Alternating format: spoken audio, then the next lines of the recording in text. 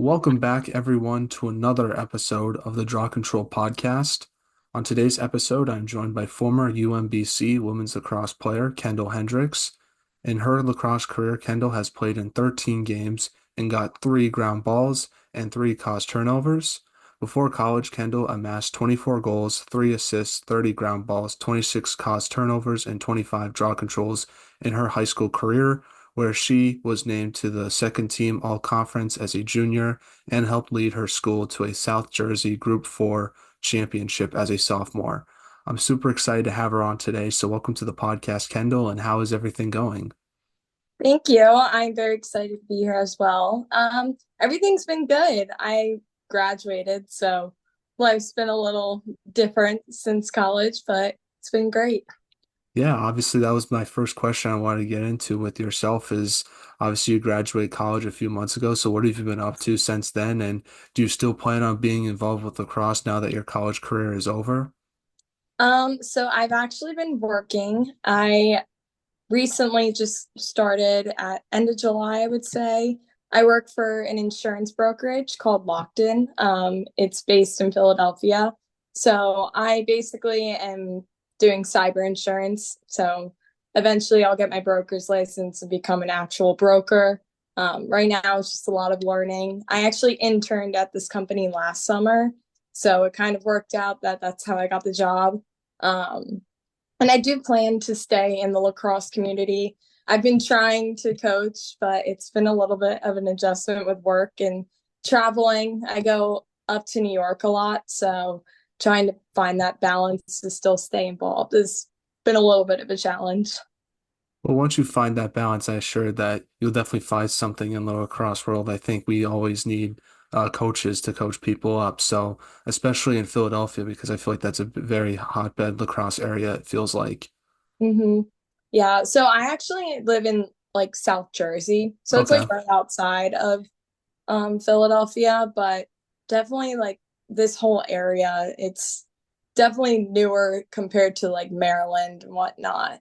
Yeah, yeah, definitely, definitely. But I feel like, I don't know, it seems to me like I'm obviously not from there, but it feels like outside of like Long Island and Maryland, Delaware, like it seems like New Jersey is probably like the third biggest like lacrosse hotbed. I mean, for me, like I didn't start playing until fourth grade. So whereas like some of my teammates from college, like the ones from Maryland, they've been playing since like kindergarten. I'm like, oh my gosh, like it wasn't even a thing here. So it has been cool to see like how much it's grown in my area. Yeah, for sure. And that's sort of where I want to start off this podcast, was talking about the beginning of your lacrosse career and just working all the way up to where you were a few months ago with UMBC. So, like you said, you're from Malika Hill, New Jersey. So, talk about growing up there. And I'm guessing my question is, how did you start playing lacrosse as a fourth grader? So I actually, it's kind of funny. I had this best friend in fourth grade. I'm still friends with her now, but I was playing field hockey at the time, and she was playing lacrosse before I was. And basically, I said, I'll play lacrosse if she plays field hockey. And so we both actually hated field hockey that year. So we ended up quitting after that year. And then we both just like stuck with lacrosse and loved it. We played together in high school. Again, we're still friends today. So she's the reason why I started playing lacrosse, which is so funny. Um, but yeah, my area in New Jersey, it's a smaller town. So again, we didn't really like start playing lacrosse since like I would say between like girls in like third grade and up when I started playing is when it got bigger. But now it's crazy. Like I've coached like preschool and kindergarten in my area over the years. So it's like really cool to see like how much it's grown and like how they're trying to get kids like involved at a younger age. And I think I wish I could go back and start younger if I could. Yeah. Well, shout out to your friend for getting you involved in lacrosse. It must have been very satisfying for her to see you play college lacrosse because she sort of started the whole thing up, like you said. Yeah. Well, growing up, who were some of your favorite lacrosse players and teams that you like to watch? So I actually trained, I don't know if you know her. She's a little bit older. She's graduated a few years ago. Her name's Gianna Bow. She's from my area. She went to my high school. So she played at UNC and she actually trained me when I was younger. And it's funny because now she's like my best friend and my older sister. She recently got married this January and I was a bridesmaid in her wedding. So it's kind of like a full circle moment. Um, but I looked up to her. She was just a great role model. And like she went to UNC, played all 4 years, like absolutely killed it. So looked up to her a lot. And also Michelle Tumalo, she actually went to my high school as well. So it's cool to see like out of a small town, like we had these big names come out. Now, before college, you played for your high school, like you mentioned, with Clearview Regional. So, talk about your high school lacrosse days, what you took away from it, and like, what's your favorite high school lacrosse memory that you have looking back on it now? I would say my favorite memory was definitely winning the Group 4 state championship my sophomore year. Um, it's kind of crazy. I did not touch the varsity field. I practiced with varsity from freshman year all the way to my senior year, but I didn't touch the varsity field until my junior year, which was after I committed to a Division 1 school. So it's a kind of crazy to think about it that way. But I've learned like a lot of life lessons. I'm still very, very close with my high school coach, Megan Conklin. She's not only helped me in the lacrosse world, but outside as well. So she's just been a great person to go to. Um, my senior year got cut short due to COVID. So I kind of leaned on her a lot during that time period. It was a really hard time in my life. So she was definitely a great person to go to. And I know she'll always be in my corner. Now, you also played club lacrosse with South Jersey Select. So, how did your club lacrosse experience sort of help you prepare for college lacrosse with UMBC? So I played for a variety of club teams growing up after fourth grade, which because lacrosse again was like very up and coming in my area. So no one really knew like what were the better teams, like where would I get the most exposure for college, like all of that. So I actually went to SJS my freshman year of high school. So I went there fall freshman year and tried out. And it was a great experience. Casey Knobloch, who he still runs the program today, he was awesome. Helped me so much during my recruiting. Just wanted the best for me, wanted the best for all of the players on my team. So it was really cool to have that support and have him there helping me. Yeah, I want to ask you about your recruiting process now with UMBC and what made you want to go there versus other schools who might have looked at it because I did find it interesting when you said that you didn't start playing varsity until your junior year, but you were already committed to go to UMBC. So I'm curious how they found you and how that whole recruiting process worked for yourself. Well, I will say club lacrosse is definitely how I got recruited. For anyone in the recruiting process, go to as many camps and clinics and any sort of thing that can get you exposure because that's the best thing for you. Just being able to put yourself out there and like being able to go to these camps and clinics and whatnot and like make a name for yourself outside of like any sort of team so that when these coaches do come and see you play at games, they know exactly who you are before you are like they know who you are before even starting to watch the game. So like definitely try and get yourself out there. That's like my biggest advice. But I went on a few visits and honestly, like the recruiting process, I feel like no one really talks about it. It is so stressful for like a 16-year-old to like decide like where they're going to college like at that time period. It's just like it's crazy to think about. But I went on a few visits. I wanted to at first go far from home, so I looked at schools more south. And then I realized quickly, I was like, I don't want to do that. And then Amy Slade actually reached out to me. Um, and I went on a visit. I went back for a second visit. Well, my first visit, I fell in love. And I was just like, this is great. Like, I love the coaching staff. Like, the team was so great. The campus was exactly what I was looking for. And then my parents were like, okay, like, let's wait a little bit. Like, let's not jump the gun here. So I went back for a second visit, and during that second visit is when I committed. Yeah, and once you got to college, what was like the biggest adjustment you had to make to college lacrosse? Well, we came in right after COVID, so fall of 2020. So it was a very weird time period. It was only athletes on campus. There was no one else. There was very strict rules. We weren't really allowed to do anything with the team outside of practice. So that was kind of a hard adjustment because when you first come into college, like you just want to like meet as many people as you can, like get close with your older teammates, but like COVID made it very difficult to do that. So I think it definitely like for me, college lacrosse is way faster. Like way it's like a totally different sport in my mind. I think it's no one really like knows it until you're in it. It's the pace is so different. And the commitment to it is so different. But I feel like after I will say like middle of my sophomore year, I feel like is when I started to fully adjust to everything. Now, you played in the American East Conference, so what was it like being a part of that conference and just the game competition that you faced each game?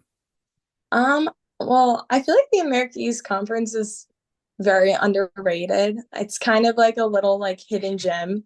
Um, every team is so competitive. Like you never know going into a game like what the outcome's going to be. And like that's what I love about the conference is like it's so back and forth. You don't know who's going to win what game and how fast things can change, especially going into playoffs. So I think that's like the coolest thing about it. Um, and like we recently added Bryant and like they're a great team. Like we like had great competition with them as well. So it's been like cool to see like how these teams are all adjusting and like still staying competitive over the years. Now, obviously, you're working in insurance now, so I assumed your major had to be really challenging. So I'm curious, how did you learn to balance academics and lacrosse at such a high level with such a hard major like you had? Yeah, well, freshman year, all of our classes were online, which was kind of like bittersweet because like you could do your classes from anywhere, but it also for me it was harder to learn via Zoom or whatever. Um, so I think after doing in-person classes is when I realized like, oh gosh, like I need to stay organized, like on top of everything. Like, so for me, like time management was the biggest thing. I just always had to make sure I had time to like study. Obviously, if I needed to stay after for lacrosse or practice or whatnot, or film or lift, anything like that, go to my classes. But then also like balancing like that social aspect too. Like I always made time to like hang out with my roommates and try and like wind down the day with them. So it's all about balance, honestly. Now, let's talk about your lacrosse career with UMBC. So when you look back on it now, what's like your favorite lacrosse memory with the Retrievers? Personally, mine is definitely this year when we beat Albany. That was hands down like one of like my favorite days ever at UMBC. It was just so much fun and like such like a high like adrenaline feeling. Like everyone was just so happy and like it was definitely like my favorite memory for sure. Well, that was my next question because one of my favorite games that you played in was when your team did beat U Albany this past season. Obviously, you talked about sort of what that win was like for you, but what did it mean to your senior class to get that win? Because obviously, you guys were working so hard to beat a team like that in your conference. Mm-hmm. Honestly, like I think it meant everything to our class. Going into the season, we were actually ranked very low, and we all took that pretty hard, especially the senior class. So we just like went out there, and honestly, that was like the most fun our team had together playing in a game the entire season. It was just like the best feeling, and winning like that game and like ending on such a high note with like the senior class, like I know it meant a lot to each and every one of us. Now, as a senior, what type of leadership did you want to bring towards the team? Would you consider yourself more of a vocal leader or lead by example type of player? I don't know. I mean, for me, I definitely like try to lead by example. I didn't really play much until my senior year. Um, so for me, I was a little hesitant being a leader at first. And then I actually, in the fall, my senior year, my coaches, we had like our meetings that like catch ups that we would have, and they all said like they wanted me to be more of a leader. And I feel like that little bit of reassurance like made me feel like, okay, like I can do this. Like I am a leader, even though I haven't played all 4 years. I've been here, I've been on the team. And even if I can't tell someone exactly what the field looks like, I can help in other aspects on how to get onto the field and just making sure like all like lacrosse aside, like mental health, like if I know like my freshman year I had a really tough time. So like I just tried to be there as much as I could for the underclassmen this year because I know it is such a big adjustment. Now, what would you say was like the biggest improvement you made to your game throughout your time with UMBC? Because, like you said, you didn't play that much your first couple of seasons, but once your senior year came along, you played in every game. So I'm just curious what you think was like the biggest thing you worked on in your game to sort of lead to that success that you had on the field your senior year. Honestly, I would say consistency and confidence. Like those were the two main things that I really struggled with. Um, and I was actually a midfielder from my freshman year to junior year. And then this year, I actually, fall of my senior year, I switched to fully defense, which was great. I loved it. But I think that definitely helped a lot. Being able to only just focus on one thing rather than focusing on both ends of the ball. Um, and I just gained the confidence that I needed, and the other things kind of fell into place after that. Yeah, I'm curious what was like the biggest adjustment you make going from midfield to defense. I assume I'm not sure. I never played lacrosse, obviously, but I'm just curious. Mentally, is that adjustment sort of only focusing on one side of the ball, or is there like other adjustments that, a non-player would not be aware of when they think about that? I think for me, I was already on offense and defense. So I think like taking that offense aspect out really helped me. Just like, again, like being more consistent and like only having to focus on one aspect. It was definitely an adjustment, but I honestly think defense is a very underrated position. So I loved it personally. I just got very timid on like the offense side of the ball and just like nervous like to mess up. So I think my coaches knew that, my teammates knew that. So moving to defense was definitely the better option. Why do you think defense is so underrated? Do you like just causing turnovers and getting those ground balls to set up the attack?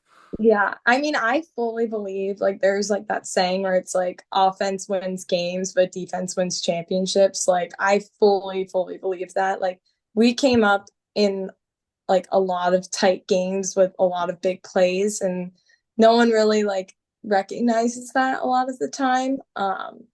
So I do, and like that's not just for my team, that's for any team, any sport. Um, so yeah, that's I love defense. Well, what will you take away from your time with UMBC? Obviously, how has it sort of helped you now as an adult in the workforce? um, I would say I'm actually still like on a team like now. So it's kind of crazy because I feel like a lot of things that I'm doing in the workplace is now like relating back to like the past 4 years. And I didn't realize how much like lacrosse would help me in like the real world. And it's been really cool to see like I like still have like my competitive edge. Like I still want to be like the best that I can be and like work hard and do as much as I can to like make sure like I'm like being the best version of myself, not only in the workplace but in all aspects of my life. So it's been cool to see like that adjustment, like how it correlates outside of lacrosse. Like I would have never thought that. And it is really cool because my company actually hires a lot of athletes. And it's like for that reason, because we do work on teams. And everyone always says like athletes are just so like they work so well with teams like already like going into a job. And like that's something like I guess like people won't have to worry about. Yeah. I'm curious, are you the only lacrosse player like on your work team now, or is there other ones? And I I'm feel like not. maybe you can form some sort of work lacrosse league during the summer. I know. There's actually quite a few lacrosse players in my company. But there's one other person who played at JMU a few years ago who's on my team. So her and I guess we could run a girls' club team if we wanted to. I think that would be a lot of fun to do, at least in my opinion. But obviously, you have to sort of come up with to find the attackers and midfielders and find a goalie and stuff. So that might be a little bit difficult. But let's transition now to a segment I like to call the non-lacrosse segment, where I ask you some non-lacrosse questions to get to know you more off the field. So my first question to you is, if there was a movie made about your life, who would you want to play yourself? Oh gosh. Um, maybe like I don't know, like Blake Lively. Hmm. I love her. She's great. So Yeah. probably her. I don't know who I would pick. I don't know any celebrities that look like me, so I'll just go with Ryan Gosling. I just think that would be funny to see him play me in a movie. Yeah, I So don't I'll go think with I look him. like her, but eh, Hmm. I just like her. Yeah, yeah. Sometimes you like the personality, and you think that they could fit into that, which is what matters, I think, the most in acting. As someone who's not an actor, it's just sort of my opinion, or maybe something that I feel like is probably what actors would think. So that's what I would go with as well. Now, what is one item on your bucket list that you hope to accomplish one day?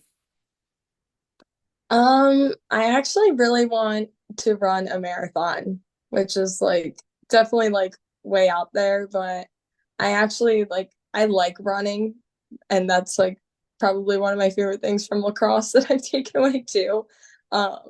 So yeah, probably Hmm. run a marathon. Are you getting any FOMO seeing all the people around the New York City Marathon? Because I I feel like so am. many people are running that, like people that I know, which is crazy to think about. Yeah, no, I like love that stuff. And then like when I see all of it, I'm like, oh, like I want to train now. Like I want to Exactly, it start motivates running. you. So I totally Yeah, agree with you on that. I would say for me, probably like go on Jeopardy. I've really been watching the show a lot, and I want to improve on my knowledge, and I just think it would be fun to go and try to compete with other people on random facts. So that's what I would go with. that's a good one. Now, if you could play a game with any professional sports team in the world, who would you pick? Um, I would have to go with the Philadelphia Eagles. Okay, okay. That's a tough answer, as you can see with my shirt that I'm wearing, but Yeah, I would say for me, probably the Bruins.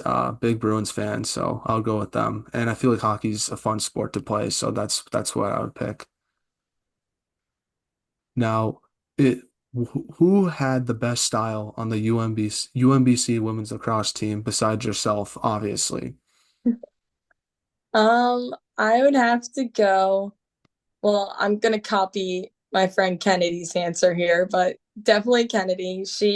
Her and I, we lived. She's my best friend, but we lived like 2 feet away from each other. Like our rooms were right next to each other, so we would always be stealing each other's clothes.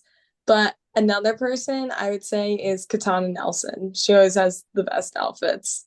Nice, nice. We'll definitely give Kennedy a shout out because she was a great player for your team and she recommended having you on the podcast as well. So, um, last non-lacrosse question is what is the most interesting thing you've seen or read recently?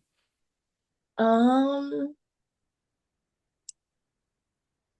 I would say I found out yesterday. I don't know if do you know the show Lost?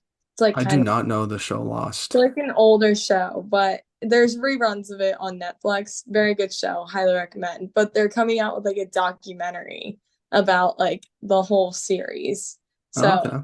it's coming out, I think, in December. So I'm very Nice. excited about that. Nice, nice. I gotta check that out. I'm still trying to finish up Breaking Bad, which is taking me a while, so I feel like I gotta get that done first before I start a new show. Mhm. I don't know. I'm trying to think. I can't really think of anything. I haven't really been trying to pay attention to the news too much because it's been a lot of chaos. So, not much for me to be honest with you, just sports stuff. So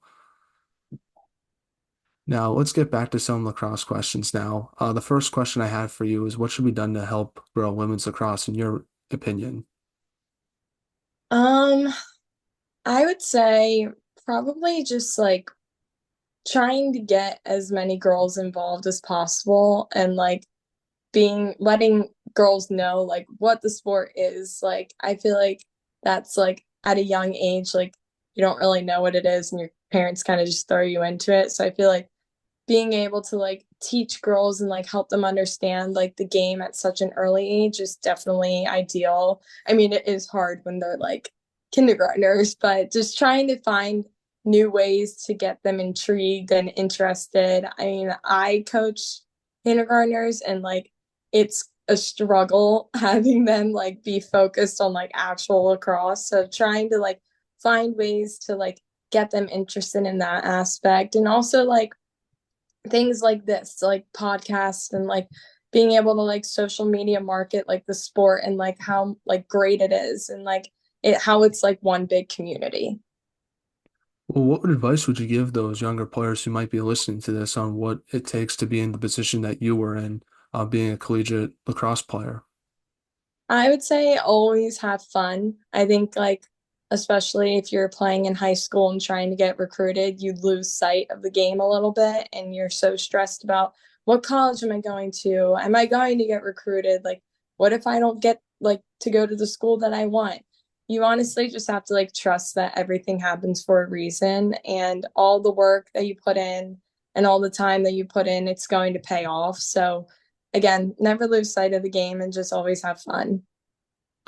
Well, Kendall, do you have any shout outs you want to give to anybody who might have been a former teammate, friend, family member, and who should we have on the podcast next? I'm gonna shout out my four roommates. So it was Kennedy Evans, who was already on the podcast, Mary Ellis, Lauren Conduit, and Isabella Fontana. I think the other three, Mary, Lauren, and Isabella, would be great to have on the podcast. Isabella is actually still at UMBC for her fifth year. So I think that would be a different perspective from any of us because we all are now in the real world working. Yeah. Well, we should try to get the whole room on at some point too, just I to swap know, lacrosse that'd be some stories. That would be a lot of fun. fun. Well, Kendall, I just want to say thank you so much for coming on the podcast and taking time out of your busy schedule. It really means a lot to us at the podcast here. And we just want to wish you all the best in your future endeavors. And hopefully we can see you be involved with lacrosse in some sort of capacity in the near future. I know that's something you want to do, and it would be awesome to see you try to pass your knowledge of the game along to other players. Yeah, and thank you so much for having me. This was great.